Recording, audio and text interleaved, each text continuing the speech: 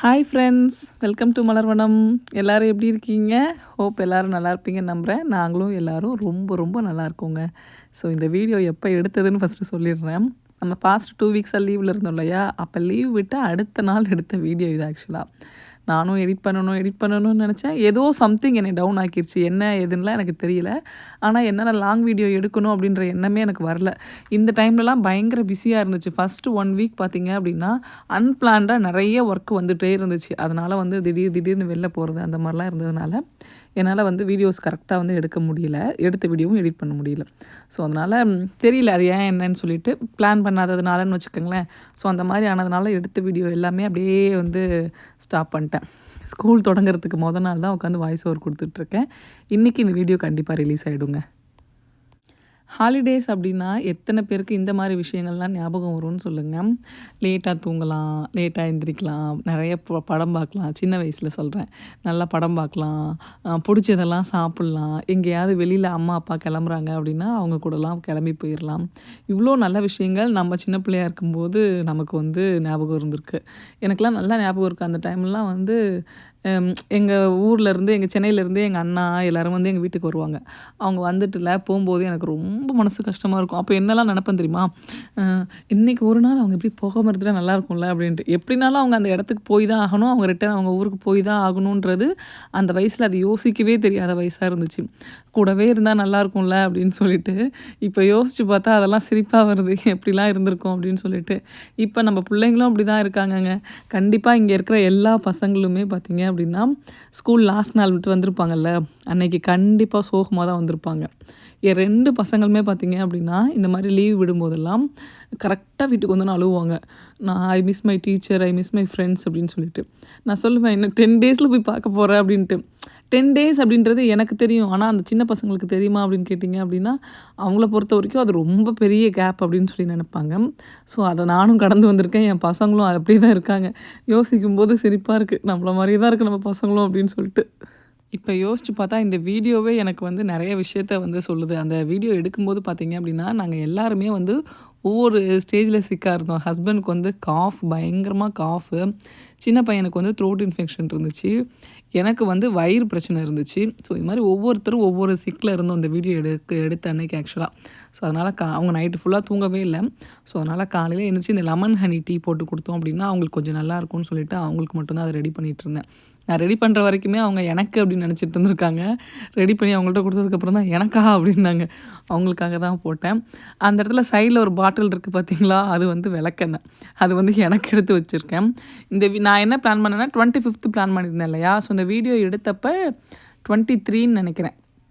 So 2 டேஸில் நம்ம வந்து டயட் ஸ்டார்ட் பண்ண போகிறோம். விளக்கெண்ணெய் குடித்து வயிறு வந்து சுத்தம் பண்ணிக்கலாம் அப்படின்னு சொல்லிட்டு. ஒரு 6 months ஒன்ஸ் வந்து விளக்கெண்ணெய் குடிக்கிறது ரொம்ப நல்லதுன்னு சொல்லுவாங்க. நீங்கள் பழகி இருந்தீங்க அப்படின்னா.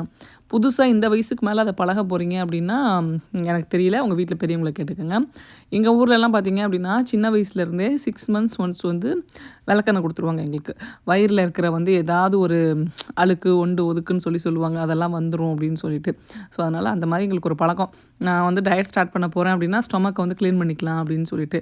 அதே மாதிரி எனக்கு வந்து பைல்ஸ் இஷ்யூவும் இருக்குது. ஸோ அதனால் நான் என்ன பண்ணுவேன் அப்படின்னா 6 months ஒன்ஸ் கண்டிப்பாக விளக்கெண்ணெய் எடுத்துப்பேன். அந்த விளக்கெண்ணெய் எடுத்துக்கிட்டு அடுத்த நாள்லாம் பார்த்தீங்க அப்படின்னா பாடியே ரொம்ப லேசாக இருக்க மாதிரி ஃபீல் பண்ணுவேன். ஆனால் இதை குடிக்கிறது ரொம்ப ரொம்ப கஷ்டங்க. அது வந்து அந்த ஃபீலிங்ஸை வந்து ஷேர் பண்ணவே முடியாது. அந்த டே ஃபுல்லாக பார்த்திங்க அப்படின்னா நம்ம மேலே விளக்கெண்ணெய் ஸ்மெல் அடிக்கிற மாதிரியே இருக்கும். இது என்ன பண்ணணும் அப்படின்னா எம்டி ஸ்டொமக்கில் குடிக்கணும்.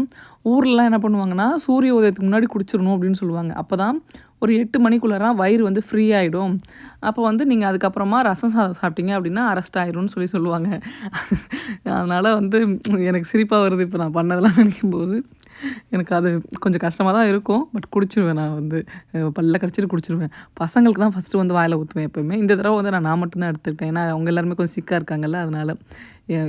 அதாவது விளக்கெண்ணெய் ஸ்மெல் வந்து எனக்கு சுத்தமாக பிடிக்காதுங்க. ரொம்ப கொடுமையாக இருக்கும். அதை தலையிலலாம் வச்சு வேறு குளிப்போம் இல்லையா, வச்சுட்டு மூக்க மூடிக்கிட்டே இருப்பேன் அது குளிக்கிற வரைக்கும். தலையில் வைக்கிறதுக்கே அப்படின்னா வாயில் குடிக்கிறதுக்கு எப்படி இருக்கும் அந்த ஃபீலிங்ஸ் யோசிச்சு பாருங்கள். கொஞ்சம் கஷ்டம்தான் ஸ்மெல்லு பிடிக்காத வரைக்கும். ஸோ வந்து குடிச்சிட்டேன் நான். இந்த மாதிரி கிளாஸில் ஊற்றி குடிக்கும்போது என்ன ஆகும் அப்படின்னா ஃபுல்லாக வந்து கிளாஸ்லேயே ஒட்டிக்கும். திரும்பி கொஞ்சம் வார்மாக தண்ணி ஊற்றி நீங்கள் வந்து நல்லா கலக்கிட்டு குடிச்சிங்க அப்படின்னா தான் டக்குன்னு உள்ளே போகும். ஸோ அதுதான். மற்றபடி சைடு எஃபெக்ட்லாம் எனக்கு எதுவும் தெரியாதுங்க. நான் அதை குடிச்சு வளர்ந்துட்டேன் அப்படின்றதுனால எனக்கு எதுவும் தெரியல. கொஞ்சம் நல்லா பேதி ஆகும், அது மட்டும்தான் எனக்கு தெரியும். மற்றபடி பெருசாக நான் எதுவும் ஃபீல் பண்ணதில்லை. ஆனால் பழக்கம் இல்லாதவங்களா இருந்தீங்க அப்படின்னா கண்டிப்பாக ட்ரை பண்ணாதீங்க. ஜஸ்ட் ஒரு நாலேஜை தெரிஞ்சு வச்சுக்கோங்க. லீவ் விட்டதுலேருந்து பார்க்கணுமே, பயங்கர ஜாலி தான். என்ன கிழமை, என்ன நேரம், எதுவுமே ஃபாலோ பண்ணலை. அதாவது லீவு முடிகிறதுக்கு 2 நாளைக்கு முன்னாடி தான் ஞாபகம் வருது. இந்த வாரம் சாட்டர்டே தமிழ் ஸ்கூல் இருக்குது, சண்டே லீவு, மண்டேலேருந்து நம்ம போகணும், டியூஸ்டேலேருந்து பசங்க போகணுன்ட்டு அன்னைக்கு தான் 4 கிழமையெல்லாம் ஞாபகம் வருது. அது வரைக்கும் ஞாபகம் வரல. அந்த அளவுக்கு என்ஜாய்மெண்ட் பண்ணியிருக்கோன்னா பார்த்துக்கோங்களேன். காலையில் பிரேக்ஃபாஸ்ட்டுக்கு பார்த்தீங்க அப்படின்னா சேமியா உப்புமா தான் பண்ணலான்னு சொல்லிட்டு பிளானு. எங்கள் வீட்டில் எல்லாருக்குமே உப்புமானா ரொம்ப பிடிக்கும். அதனால் வந்து பிரச்சனை இல்லை, நம்ம வீட்டில் வந்து உப்புமாவா அப்படின்னு கேட்குற அளவுக்கு யாரும் கிடையாது. அதை கொஞ்சம் வித்தியாசமாக பண்ணி கொடுப்பேன். ஒரு தடவை கடலைப்பருப்பு இதெல்லாம் போட்டு பண்ணி கொடுப்பேன். ஒரு தடவை அவங்களுக்கு பிடிச்ச வேர்க்கடலை பண்ணி கொடுப்பேன். ஒரு தடவை பார்த்திங்க அப்படின்னா சுண்டல் இருந்துச்சு அப்படின்னா, சுண்டல் வந்து நான் எப்பயுமே வேக வச்சு கொஞ்சம் ஃப்ரிட்ஜில் வச்சுருப்பேன். ஸோ ஏதாவது ஒரு புதுசாக பண்ணுறோம் அப்படின்னா அதில் எடுத்து போட்டுருவேன். ஒரு 4 டேஸ் 5 டேஸ் யூஸ் பண்ணிப்பேன்னு வச்சுக்கோங்களேன், வேக வச்ச சுண்டல் இருந்துச்சு அப்படின்னா. அப்படி இல்லை அப்படின்னா வேக வச்சு ஃப்ரீசர் பண்ணிட்டீங்க அப்படின்னா எப்போ வேணும்னாலும் எடுத்துக்கலாங்க. ஸோ நீங்கள் வந்து நிறைய விஷயங்கள் வந்து நம்ம வந்து ஃபுட்டு வந்து வேஸ்ட் பண்ணாமல் இருக்கிறதுக்கு பார்த்தீங்க அப்படின்னா, நம்ம சாப்பிட்டு அடுத்த வேலைக்கு சாப்பிட்டுக்கலான்னு சொல்லிட்டு மூடி வைக்கிறோம் இல்லையா, அந்த டைமுக்கு பதிலாக செஞ்ச உடனே நமக்கு தெரியும் இந்த ஃபுட் வந்து மீந்து போகும் அப்படின்னா, சாப்பிட்ற அளவுக்கு மட்டும் வெளில வச்சுட்டு நல்லா ஆறின உடனே சமைச்சு 1 ஹவருக்குள்ளார எடுத்து ஃப்ரிட்ஜில் வச்சிட்டிங்க அப்படின்னா, ஃப்ரீசர் பண்ணிட்டீங்க அப்படின்னா, அந்த ஃபுட்டை எப்போ வேணாலும் நீங்கள் எடுத்து சாப்பிட்டுக்கலாம். ஒரு ஆப்ஷனலுக்கு சொல்கிறேன், நிறையா செஞ்சிட்டிங்க அப்படின்னும்போது வச்சு அடுத்த வேலைக்கு சாப்பிட்றதுக்கு பதிலாக அடுத்த வேலைக்கு சமைப்பீங்க அப்படின்னா, ஒரு ஆள் அந்த பழசை சாப்பிடுவாங்க இல்லையா, அதுக்கு பதிலாக இந்த மாதிரி பண்ணிக்கலாம். ஸோ இந்த ஒரு ஐடியாவாக யோசிச்சு பாருங்கள். ஒர்க் அவுட் ஆச்சு அப்படின்னா கண்டிப்பாக ட்ரை பண்ணுங்கள். நான் லீவில் நிறைய விஷயங்கள் பிளான் பண்ணியிருந்தேன், இதை பண்ணணும் அதை பண்ணணும்னு சொல்லிட்டு. பட் நான் நினச்ச எதையுமே பர்ஃபெக்டாக என்னால் பண்ண முடியல. கிளாஸெட் ஆர்கனைஸ் பண்ணணும்னு நினச்சேன், பேண்ட்ரி ஆர்கனைஸ் பண்ணணும்னு நினச்சேன், கிச்சன் க்ளீன் பண்ணணும்னு நினச்சேன். எல்லாமே பண்ணினேன்.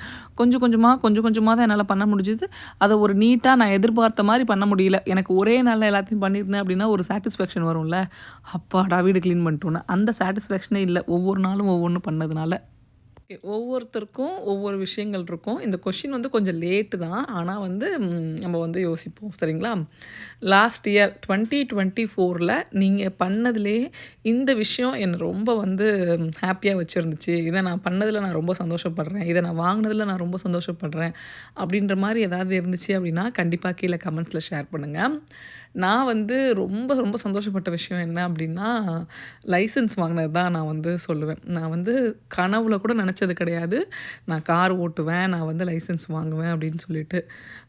என் ஃப்ரெண்டு எப்போவுமே ஒரு வார்த்தை சொல்லுவாங்க, நீ அந்த சூழ்நிலைக்கு தள்ளப்படும்போது அது கண்டிப்பாக நீ அதை பண்ணிடுவ அப்படின்னு சொல்லிட்டு. சத்தியமாக நான் வந்து அந்த சூழ்நிலைக்கு தள்ளப்பட்டதுனால மட்டும்தான் அந்த லைசன்ஸை வந்து என்னால் வாங்க முடிஞ்சுது.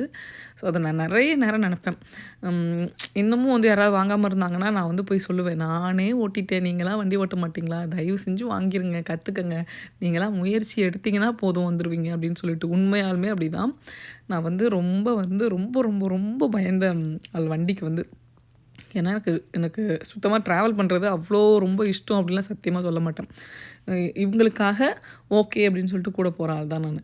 ஸோ அதனால் எனக்கு ட்ராவல் பண்ணுறதுலாம் அந்தளவுக்கு பிடிக்காது. எனக்கு வண்டினாவே கொஞ்சம் பயம்தான்னு வச்சுக்கோங்க. ஏன்னா நிறைய எக்ஸ்பீரியன்ஸ் பார்த்த விஷயங்கள் எல்லாத்தையும் அதை வச்சு சொல்கிறேன்.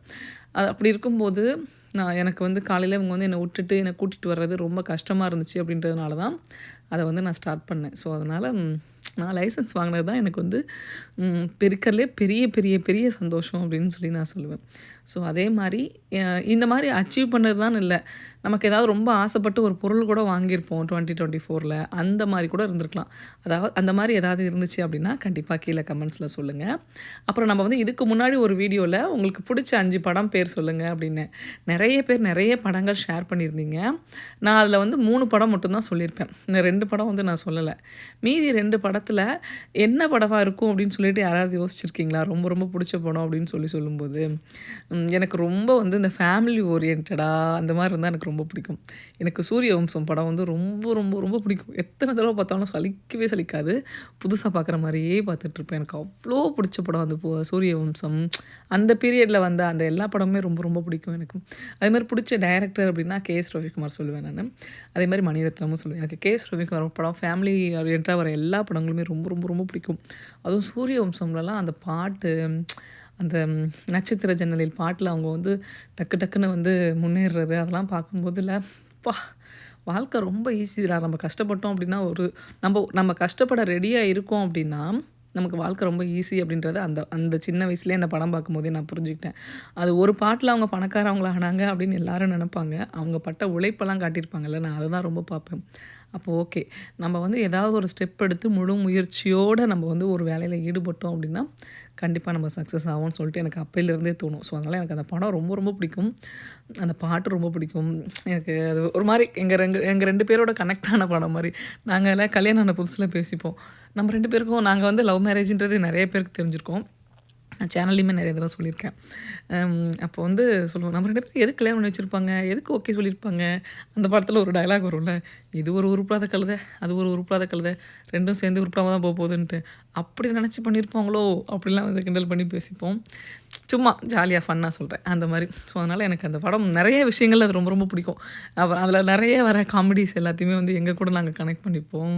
அப்புறம் சின்ராஸ் இனிமேல் கையிலே பிடிக்க முடியாது அந்த டயலாக்லாம் வந்து எங்களுக்கு ரொம்ப பிடிக்கும். ஸோ அந்த மாதிரி நிறைய விஷயங்கள் அந்த படத்தில் ரொம்ப பிடிக்கும். சூரிய வம்சம் அப்படின்னாவே எனக்கு பயங்கர ஹாப்பி தான். அதேமாதிரி அந்த படத்தில் இந்த ரெஸ்பெக்ட் கொடுக்குற விஷயம் ரொம்ப ரொம்ப அழகாக காட்டியிருப்பாங்க. அவங்க மாமனார் வரும்போது அந்த இதை கீழே போட்டுட்டு தெரியாமல் எடுக்கிறது அதெல்லாம் வந்து ஓ இப்படிலாம் மரியாதை கொடுக்கணுமா அப்படின்றதெல்லாம் அப்போ தான் எனக்கு தெரிஞ்சுது. ரொம்ப சின்ன பிள்ளை நான் அந்த படம் பார்க்கும்போதெல்லாம் எனக்கு அப்போ ரொம்ப பிடிக்கும். அப்புறம் வளர்ந்ததுக்கப்புறமும் அந்த படம் அடிக்கடி கேடிவியில் போடுவாங்க தெரியுமா, ரொம்ப பிடிக்கும். ஃபஸ்ட்லாம் சன் டிவியில் போடுவாங்க. சன் டிவியில் ஒரு 2-3 தடவை போட்டாங்க அப்படின்னா அதுக்கப்புறம் கேடிவியில் வந்து மந்த்லி ஒன்ஸாவது ரிப்பீட் பண்ணிடுவாங்க. ஸோ அந்த மாதிரி. ஸோ அதனால் அந்த மாதிரி படங்கள்லாம் வந்து ரொம்ப கனெக்ட் ஆயிரும் ஈஸியாக பார்க்குறதுக்கு. யதார்த்தமான நடிப்பாக இருக்கும். ரொம்ப வந்து என்ன சொல்கிறது, லோ பட்ஜெட் மூவி தான் வச்சுக்கோங்களேன். ஆனால் வந்து ரொம்ப நல்லாயிருக்கும். இப்போ இருக்கிற படங்களோட கம்பேர் பண்ணும்போது பழைய படங்கள்லாம் எவ்வளோ பெஸ்ட் அப்படின்றத ரியலைஸ் பண்ண முடியுது. கடந்த 10 நாளாக பார்த்தீங்க அப்படின்னா மீல் பிளான்லாம் எதுவுமே பண்ணல. 3 வேளையும் ஃப்ரெஷ்ஷாக சமைச்சு ஃப்ரெஷ்ஷாக சாப்பிட்ட மாதிரி தான் இருந்துச்சு. ஏன்னா அது பிடிச்சிருந்துச்சு. அது ஒரு மாதிரி ஸ்கூல் போகும்போதெல்லாம் வந்து ஹரி பரியா மொதல் நாள் செஞ்சு வச்சது, இல்லை 3 நாளைக்கு முன்னாடி செஞ்சு வச்சது அப்படின்னு சொல்லிட்டு எடுத்து சாப்பிட்டுட்டு இருந்தோமா. இப்போ இந்த 10 நாளாக பார்த்தீங்க அப்படின்னா அப்பப்போ சமைச்சு அப்பப்போ சூடாக அப்படியே சாப்பிட்டது ரொம்ப பிடிச்சிருச்சு. அந்த வேலைக்கு போகிறதுக்கு முன்னாடி இருந்த லைஃப்பை வந்து ஞாபகப்படுத்திருச்சு. வாவ் எவ்வளோ ஹாப்பியாக இருந்துச்சுல அப்படின்னு சொல்லிட்டு. இந்த காலையில் எந்திரிக்கிற டென்ஷன் இல்லை. எனக்கு காலையில் தூங்குறது ரொம்ப பிடிக்கும். ஆனால் அதை வந்து கல்யாணத்துக்கு அப்புறம் ரொம்ப ரேர் தான் வச்சுக்கோங்களேன். ஏன்னா நான் கல்யாணம் பண்ணிட்டு வந்துட்டு இவங்களுக்கு வந்து 8 மணிக்கு ட்ரெயின் இருக்கும். தம்பி பிறந்ததுக்கப்புறம். தம்பி பிறக்கிறதுக்கு முன்னாடி பார்த்தீங்க அப்படின்னா அப்போ வந்து லேட்டாக தான் எழுந்திரிப்போம். அப்போ ஒர்க்கு பார்த்தீங்க அப்படின்னா நைட் டைம் ஒர்க்குன்றதுனால 1:30 அந்த மாதிரி தான் கிளம்புவாங்க. ஸோ அதனால் காலைல லேட்டாக எழுந்திரிப்போம். ஆனால் கபிலன் பிறந்ததுக்கப்புறம் பார்த்தீங்க அப்படின்னா காலையில் 8 மணிக்கு அவங்களுக்கு ட்ரெயின். 8 மணிக்கு முன்னாடி நான் பிரேக்ஃபாஸ்ட்டும் செய்யணும், லஞ்சும் செய்யணும். எனக்கு எப்போயுமே ஒரு பழக்கம், இந்த வந்து அப்பப்போ செஞ்சு சாப்பிட்ணும் அப்படின்னு சொல்லிட்டு. இப்போ ஃபார் எக்ஸாம்பிள் நிறைய பேர் வீட்டில் காலையில் வந்து இட்லிக்கு சாம்பார் வைக்கிறாங்க அப்படின்னா அதே சாம்பாரை கொஞ்சம் பிரித்து புளி ஊற்றி இது சாப்பாடு சாம்பாராக வச்சுருவாங்க. எனக்கு வந்து அந்த மாதிரி அப்போ தெரியாது, பழக்கமும் இல்லை அப்படின்றதுனால அப்போயும் ஃப்ரெஷ்ஷாக சமைப்பேன். அப்போ சாம்பார் வைக்கிறேன் அப்படின்னா மதியானத்துக்கு வந்து புளிக்குழம்பு வச்சுருவேன். அப்போ புளிக்குழம்பு எனக்கு பீட்ரூட் ரொம்ப பிடிக்குன்றதுனால வாரத்தில் ஒரு 3 நாளைக்காவது அவங்களுக்கு பீட்ரூட் பொரியல் தான் கொடுப்பேன். அதனால் எனக்கு நிறைய பேர் கிண்டல் கூட பண்ணுவாங்க, என்ன எப்போ பார்த்தாலும் பீட்ரூட்டாக சாப்பிட்ற அப்படின்னு சொல்லிட்டு. எனக்கு ரொம்ப பிடிக்கும் அப்படின்றதுலாம் அப்படி செஞ்சுட்டு இருந்தேன். பட் அதெல்லாம் வந்து யோசித்து பார்க்குறேன். அப்பப்போ நம்மளோட லைஃப் வந்து நம்மளோட பாஸ்ட்டை வந்து நினச்சி பார்த்தோன்னு வச்சுக்கோங்களேன், ஓ இப்படிலாம் இருந்தோம்ல அப்படின்ற மாதிரி ஒரு மெமரிஸ் வந்து அப் டவுன் வந்து போகும் தெரியுமா. எனக்கு இந்த லீவெல்லாம் வந்து அப்படி தான் இருக்கும். என்னோடய பழைய ஞாபகங்கள் எப்போவுமே எனக்கு வந்து போகும். இதெல்லாம் நம்ம பண்ணியிருக்கோம், இதெல்லாம் நம்ம செஞ்சுருக்கோம் அப்படின்னு சொல்லிட்டு. அந்த பழைய விஷயங்களை யோசிக்கும்போது எனக்கு ஹாப்பினஸ் கொடுக்குற எல்லா விஷயங்களையுமே நான் யோசித்து பார்ப்பேன். நிறைய வந்து கடந்து வந்த பாதையில் கசப்பான அனுபவங்கள்லாம் நிறைய இருக்கும். அதெல்லாம் வந்து லிஸ்ட்லேயே எடுத்துக்க மாட்டேன். அதை பற்றின ஞாபகங்களே வராத அளவுக்கு நான் என்னை பார்த்துப்பேன். ஏன்னா எப்பயுமே நான் சந்தோஷமாக இருக்கணும் அப்படின்னா, என்னோடய மைண்ட் ஹாப்பியாக இருக்கணும் அப்படின்னா, எதெல்லாம் என்னை சுற்றி இருந்தால் நல்லா இருக்குமோ, எதெல்லாம் நான் நினச்சா நல்லா இருப்பேனோ அதை மட்டும்தான் எப்போயுமே நினப்பேன். ஸோ வந்து ஹாப்பினஸ் அப்படின்றது மட்டும்தான் லைஃப்பில் ரொம்ப முக்கியம். நம்ம யார் மனசையும் கஷ்டப்படுத்தாமல், யாரும் நம்மளையும் கஷ்டப்படுத்தாமல் இருந்துட்டோம் அப்படின்னாவே போதும். அவ்வளோதான், லைஃப்பில் வேறு என்ன வேணும். நான் வந்து இந்த வீடியோ எடுத்த அன்னைக்கு நெல்லிக்காய் ரசம் தான் வச்சுருந்தேன். ஸோ அது வந்து அந்த கிளிப்பிங்ஸ் வந்து போயிடுச்சு நான் வேறு ஏதோ பேசினதில். ஸோ அளவு மட்டும் இப்போ நான் சொல்கிறேன் பார்த்துக்கோங்க. ஒருத்தருக்கு 4 நெல்லிக்காய், ஒருத்தருக்கு 1 நெல்லிக்காய்ன்ற மாதிரி 4 நெல்லிக்காய் எடுத்துக்கங்க. 4 பேர் இருக்கீங்க அப்படின்னா, நீங்கள் ஊரில் வாங்குற நெல்லிக்காவாக இருந்துச்சு அப்படின்னா 2 நெல்லிக்காய் கூட தாராளமாக போதும். இங்கே வந்து இப்போ எல்லாமே வந்து ஃப்ரோசன் நெல்லிக்காய் தான். ஸோ அது வந்து ஆல்ரெடி ஒரு ஒரு ஹாஃப் பாயிலில் தான் வந்து பேக் பண்ணியிருப்பாங்க அப்படின்றதுனால அது வந்து வேஸ்ட்டு. ஸோ அதனால் 4 நெல்லிக்காய் எடுத்துக்கிறது தான் பெஸ்ட்டு இங்கே வாங்குறீங்க அப்படின்னா. 4 நெல்லிக்காய் எடுத்துக்கங்க. நாட்டு தக்காளியாக இருந்துச்சு அப்படின்னா 1 தக்காளி, இல்லை பெங்களூர் டொமேட்டோவாக இருக்குது அப்படின்னா அந்த ரோமா டொமேட்டோன்னு சொல்லுவோம் இல்லையா, அந்த மாதிரி இருக்குது அப்படின்னா 2 எடுத்துக்கோங்க. எடுத்துகிட்டு நல்லா கரைச்சி விட்டுருங்க தக்காளி பழத்தை வந்து. தக்காளி பழத்தை நல்லா கரைச்சிட்டு அதுக்கப்புறமா நீங்கள் எப்பயும் போடுற ரசம் பவுடர் வந்து மிளகு, ஜீரகம், பூண்டு இதெல்லாம் போட்டுக்கோங்க. எல்லாம் போட்டுட்டு அதுக்கப்புறமா அந்த 2 நெல்லிக்காயும் போட்டுட்டு தேவையான அளவுக்கு தண்ணி ஊற்றிட்டு நல்லா வந்து கொதிக்கிற ஸ்டேஜ் வரும்போது நிப்பாட்டிடுங்க. அதுக்கப்புறமா நீங்கள் தாளித்து கொட்டிட்டீங்க அப்படின்னா ரசம் ரெடி. ரொம்ப ரொம்ப ஈஸி, ஆனால் ரொம்ப ரொம்ப டேஸ்டிங்க. ரொம்ப நல்லா இருந்துச்சு நெல்லிக்காய் ரசம். நான் இது வந்து 2வது தடவையே என்னமோ ட்ரை பண்ணுறேன். நான் வீடியோவில் இதான் வந்து ஃபஸ்ட் டைம் ஷேர் பண்ணேன். முன்னாடி ஒரு ஃப்ரெண்டு வந்து இதை கேட்டுகிட்டே இருந்தாங்க, நெல்லிக்காய் ரசம் வீடியோ போடுங்கன்னு சொல்லிட்டு. சாரி, சத்தியமாக வந்து அந்த நான் என்றைக்கு அதை சமைக்கிறேனோ போட்டுக்கலாம் அப்படின்னு சொல்லிட்டு இருந்தேன். அதனால தான் ரொம்ப லேட் ஆகிடுச்சு. ஸோ அவ்வளோதாங்க. நான் வந்து விளக்கெண்ணெய் குடிச்சிருந்தேன் இல்லையா, ஸோ அதுக்கு வந்து ஃபுல் கம்ப்ளீட் ஒர்க்கு ப்ராசஸ் எல்லாம் முடிஞ்சிருச்சு. அதனால் ரசம் சாதம் சாப்பிட்டு நம்ம வந்து நிவர்த்தி செஞ்சிடலான்னு சொல்லிவிட்டு நல்லா ரசம் சாதம் போட்டு சூப்பராக சாப்பிட்டேன். எனக்கு வந்து இந்த நெல்லிக்காய் ரொம்ப பிடிச்சிருந்துச்சு. நல்லா வந்து கடித்து சாப்பிட்றதுக்கு சூப்பராக இருந்துச்சு. உங்களுக்கு ஒரு கொதி வரும்போதே வந்து அந்த நெல்லிக்காய் வெந்துடும். நீங்கள் ரொம்ப அதை வந்து வேக வைக்கணும், கொதித்து நிறையா விடணும் அப்படின்ற அவசியம்லாம் இல்லை. ஸோ அவ்வளோதான். அதுக்கப்புறமா மளிகை ஜாமான் வந்து காலியானது எல்லாத்தையுமே ரீஃபில் பண்ணிகிட்டு இருந்தேன். மிளகாத்தூள் கொட்டும்போது பார்த்தீங்க அப்படின்னா, நான் மிளகாத்தூள் கொட்டும்போது என்னை வந்து நீ போய் அந்த பக்கம் கொட்டு அப்படின்னு சொல்லுவாங்க. நான் சொல்லுவேன், இது கிச்சன் என்னோடய ஏரியா, உங்களுக்கு கஷ்டமாக இருந்துச்சுன்னா நீங்கள் போங்க அந்த பக்கம் போய் உட்காந்து சாப்பிடுங்க அப்படின்னுவேன். ஆனால் அதெல்லாம் இல்லை, அவங்க சாப்பிடும்போது நம்ம வந்து மிளகாத்தூள் கொட்டக்கூடாது. ஏன்னா அவங்களுக்கு தும்மல் வருதாம்மா. இத்தனைக்கும் நான் பக்கத்தில் கூட வச்சு கொட்டலைங்க. அதுதான் எக்ஸ்பிளைன் பண்ணிகிட்ருக்கேன். நான் சாப்பிட்றதுக்கு கூப்பிட்ட டைமுக்கு அவங்க வரல, ரொம்ப லேட்டாக தான் வந்தாங்க. வந்தது லேட்டு, அதை விட்டுட்டு நான் வந்து மிளகாத்தூள் எடுத்து கொட்டிகிட்டு இருக்கேன் அப்படின்றாங்க. மாறி மாறி தும்மல் போட்டுட்டு. அதான் நான் சொன்னேன், நான் கூப்பிட்ட டைமுக்கு வந்திருந்தீங்கன்னா நீங்கள்லாம் சாப்பிட்டு போயிருப்பீங்க. நான் என்னோடய வேலையை இப்போ செய்யறதுக்கு சரியாக இருக்கும். நீங்கள் 1 ஹவர் டிலேவாக வந்துட்டு என்னால் வந்து முடியலன்னு சொன்னீங்கன்னா நான் என்ன பண்ணுறது அப்படின்னு சொல்லிட்டு இருந்தேன். மிளகாத்தூள் பொடி வந்து ரொம்ப நாளைக்கு கெட்டு போகாமல் இருக்குன்னா உப்பு போட்டு அரைச்சா கெட்டு போகாது அப்படின்னு சொல்லுவாங்க. கல்லுப்பு வந்து அரைக்க போகும்போது ஒரு 2 கைப்பிடி போட்டுக்கிட்டோம் அப்படின்னா நல்லாயிருக்கும் அப்படின்னு சொல்லுவாங்க. இது உண்மையானு எனக்கு தெரியல.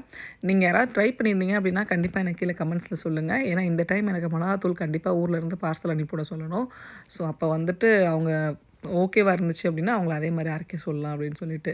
எங்கள் வீட்டில் பார்த்திங்க அப்படின்னா எல்லா சமையலுக்கும் இந்த ஒரே ஒரு மிளகாத்தூள் தான். சிக்கன் குழம்பு, மட்டன் குழம்பு எதுவாக இருந்தாலும் சரி இந்த ஒரு மிளகாத்தூள் தான் போட்டு வைப்பாங்க. அது எப்படி என்னெல்லாம் தெரியாது. அம்மா செய்கிற மாதிரி தான் நானும் செய்வேன்.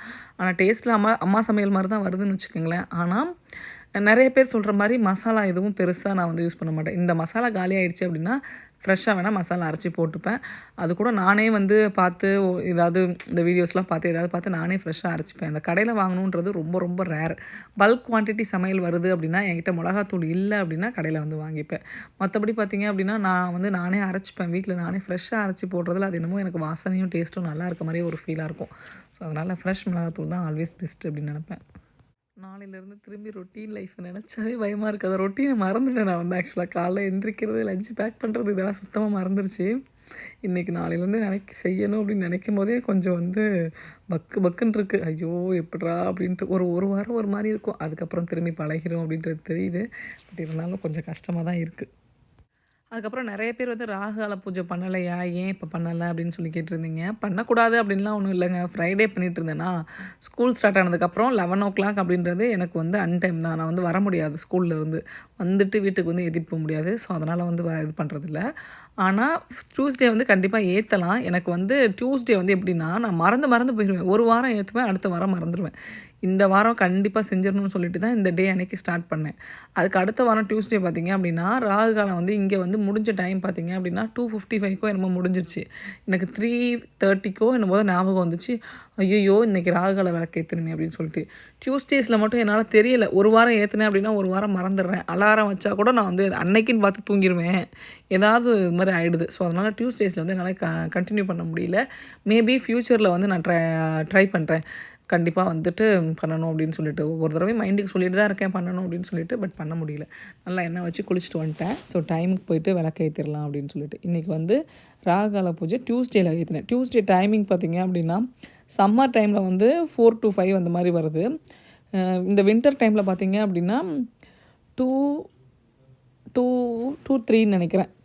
2:55க்கு முடிஞ்சிருது. அப்போனா பார்த்துக்கோங்க அந்த மாதிரி இருக்குது. ஸோ திரிக் பஞ்சாங்கம் தாங்க எப்போயுமே பெரும்பாலும் நான் பார்க்குறது. திரிக் பஞ்சாங்கம் பார்த்துட்டு அந்த மாதிரி நான் ஏற்றிப்பேன். நீங்கள் இருக்கிற ஊர் பேரை போட்டிங்க அப்படின்னா உங்களுக்கான ராகுகால டைமிங் வந்து அது காட்டிடும் கரெக்டாக.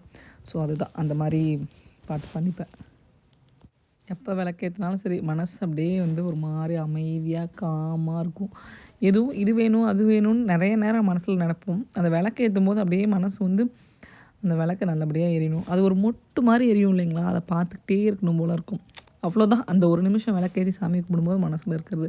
அதுக்கு முன்னாடி தான் கேட்குற விஷயங்கள் எல்லாமே கடவுள்கிட்ட கேட்க தோணும். ஒன்ஸ் வந்து விளக்கேற்ற கிட்ட போயிட்டோம் அப்படின்னா மனசு வந்து அப்படியே காமாக இருக்கும்.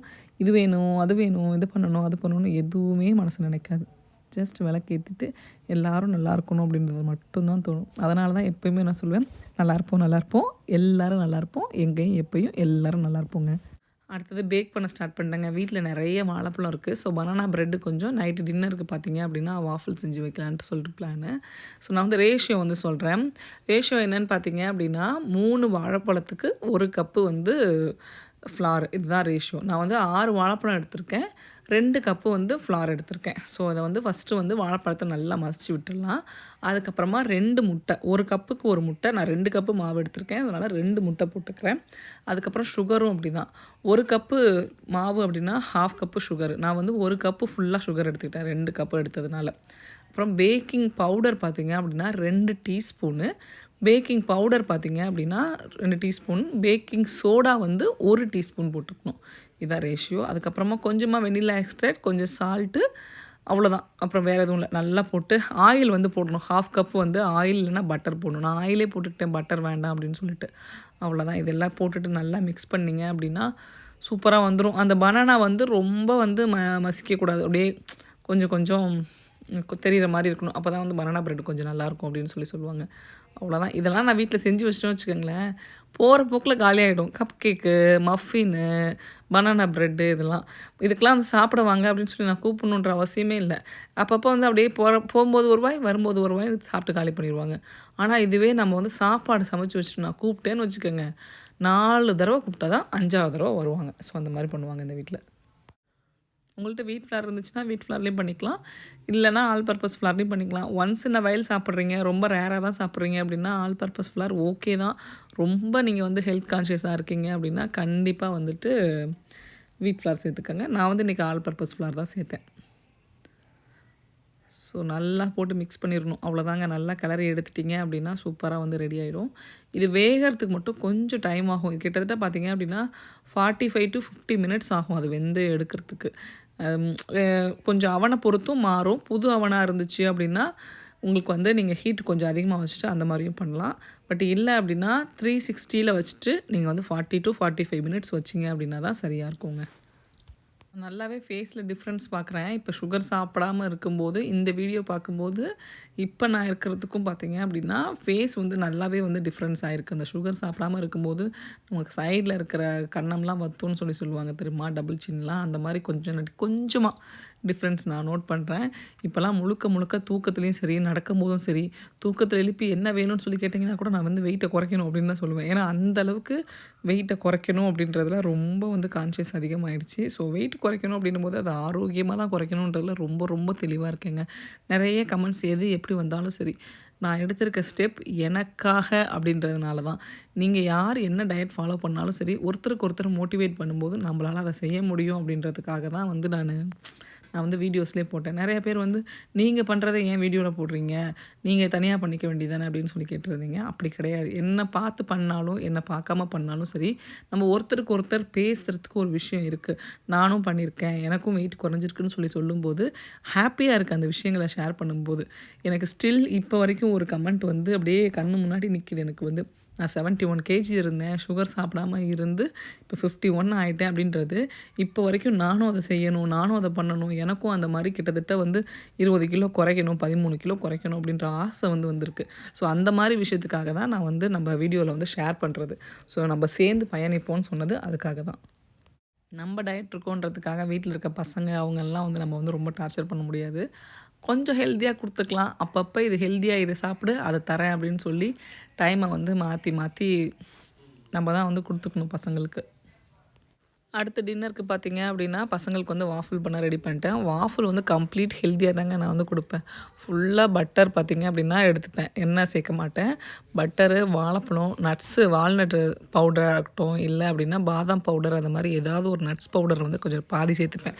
பாதி நட்ஸ் பவுடர், பாதி கோதுமை மாவு அந்த மாதிரி எடுத்துப்பேன். அப்புறம் பால், இது எல்லாமே ஃபுல்லாக பார்த்தீங்க அப்படின்னா கம்ப்ளீட் ஹெல்தி தான். வாஃபிளும் ஹனியும் கொடுத்துட்டா போதுங்க, 3 வேளையும் சாப்பிடுவாங்க. அந்த மாதிரி பிடிக்கும், அவ்வளோ பிடிக்கும் வாஃபிள் வந்து வீட்டில். ஆனால் வந்து கொஞ்சம் கண்ட்ரோல் பண்ணி வச்சுருக்கேன். இல்லை வேண்டாம் அப்படின்னு சொல்லிட்டு. ரொம்பவும் வந்து கொழுப்பான அதிகமாக கொடுத்தாலும் குழந்தைங்களுக்கு அதுவும் பிரச்சனை தான். இங்கே வின்டர் வேறு, இப்போ ஒன்றும் விளையாடவும் மாட்டாங்க.